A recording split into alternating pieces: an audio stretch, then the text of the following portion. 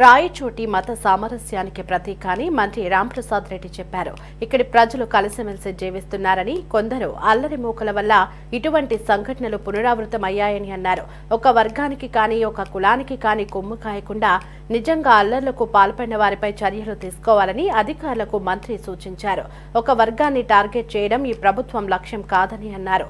కొందరు అల్లరి మూకలు చేసిన తప్పిదం వల్ల ఆ ఘటన జరిగిందని, ఈ ఘటన వెనుక ఎవరి ప్రోత్సాహమున్నా వదలమని హెచ్చరించారు.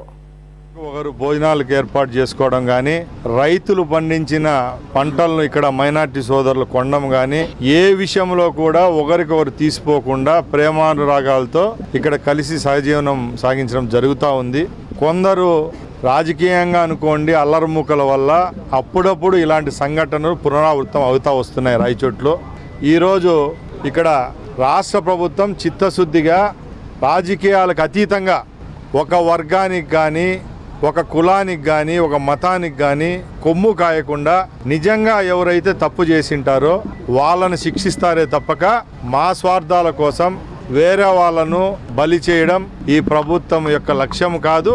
కూటమి ప్రభుత్వం అలాంటి పనులు చేయదు.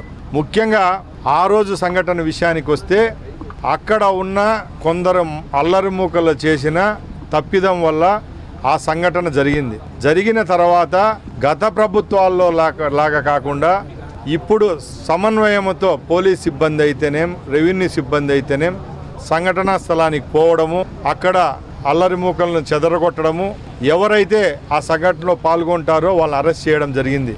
అంతే తప్పక కనపడిన వాళ్ళందరి మీద కేసులు పెట్టడం, వందల మందిని బైండ్ ఓవర్ చేయడం ఈ ప్రభుత్వం యొక్క లక్ష్యం కాదు, ఉద్దేశం కాదు. ఇప్పటికీ ఒక మంత్రిగా, లోకల్ శాసనసభ్యునిగా నేను ఒకటే చెప్తున్నా, చిత్తశుద్ధితో ఎవరైతే శాంతి భద్రతలకు విఘాతం కల్పిస్తారో వాళ్ళపైన ప్రభుత్వం చట్టపరంగా చర్యలు తీసుకుంటుంది. అలాగే మా ప్రభుత్వాన్ని కూడా, పోలీస్ సిబ్బందిని కూడా కోరడం ఒకటే జరిగింది. నిజంగా దీంట్లో ఏదైనా రాజకీయ కోణం ఉండి రాజకీయాలు చేసి లోపల ఎవరన్నా ఈ ఇన్సిడెంట్ ప్రొవోక్ చేసింటే ఎట్టి పరిస్థితుల్లో ఎటువంటి వారినైనా వదలము. ముఖ్యంగా చెప్తున్నాం, ఇక్కడ మా ప్రాంతంలో విద్వేషాలు రెచ్చగొట్టి మీరు ఎక్కడి నుంచో వచ్చి ఇక్కడ ఇలాంటి సంఘటనలు చేస్తే మీకు ఏమొస్తుంది అని అడుగుతున్నా.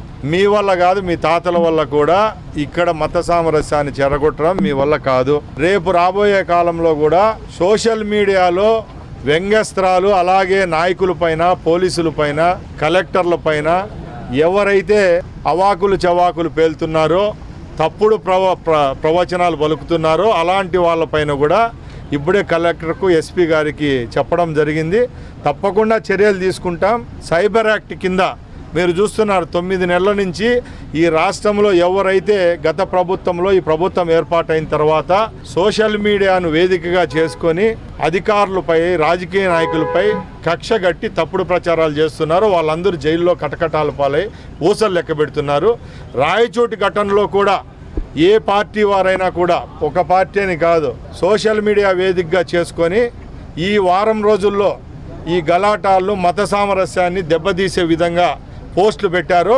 వాళ్ళను తప్పకుండా చట్టం పరిధిలోకి తీసుకొని అరెస్ట్ చేయిస్తాం. తప్పకుండా రేపు రాబోయే కాలంలో ఇలాంటి సంఘటనలు జరగకుండా పోలీసులు అయితేనే, ప్రభుత్వం అయితేనే చర్యలు తీసుకుంటుందని తెలియజేసుకుంటాం.